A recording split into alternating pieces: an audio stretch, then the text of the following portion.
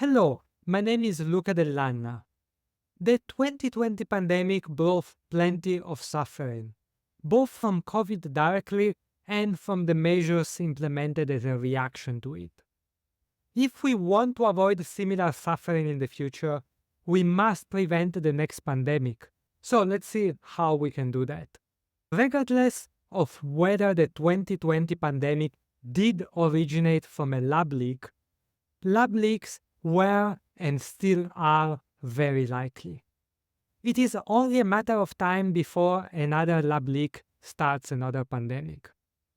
Consider that in 2021, USA Today wrote the following paragraph. Between 2015 and 2019, US labs reported more than 100 accidents a year while experimenting with some of the world's most dangerous pathogens.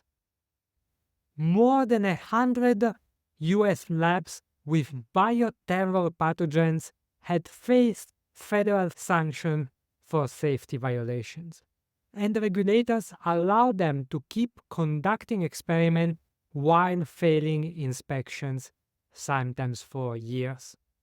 So, preventing the next pandemic begins with making virus research safer. We must make virus labs safer. They shouldn't be built within large metropolises such as Wuhan, because that makes containing eventual leaks much harder and costlier. Moreover, virus lab personnel must be required to follow quarantine protocols that are at least as strict as the quarantine protocols that the general population had to follow in 2020. The COVID pandemic showed how costly it might be to ignore virus lab safety. It is time to take action and change that. That said, preventing the next pandemic is also about training. Populations that were trained about how to react to pandemics, such as Singaporeans and the Taiwanese, were faster to react to the outbreak. For instance, many Singaporean families already had face masks in their homes in early January 2020 and already knew how to wear them properly and why they work. This is because those populations were scared during the SARS epidemics of the early 2000s and therefore were trained and remembered about the dangers of pandemic.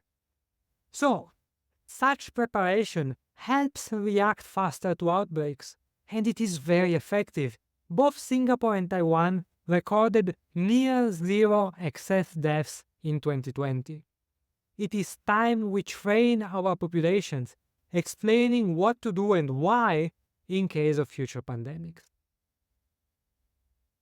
And finally, preventing the next pandemic is about remembering. Remember how in early 2020 face masks were scarce? You would be shocked to learn that France used to have a stockpile of 900 million N95 masks, that's 13 per citizen, and 1 billion surgical masks. That was in 2009, after the SARS outbreaks. Then people forgot about them, the stocks got used up or expired and have not been renewed. So, when COVID arrived, France was also short on masks. There are two lessons here. First, build equipment stocks. And second, do not forget about the reasons why you built those equipment stocks. Currently, the memory of the 2020 pandemic is still fresh. Designing plans to prevent another pandemic and preparing for it is relatively easy. The hard part will be to keep rehearsing the plan and renewing the stocks even when they will start to seem a waste of time and money because too much time passed since the last time there was a need for them. The solution is to set up systems to remember. Let's keep talking about the 2020 pandemic every year. Let's remember the mistakes. Let's proactively remember that we shouldn't forget. And let's keep doing it even when it will seem unnecessary. So that was it from my side today.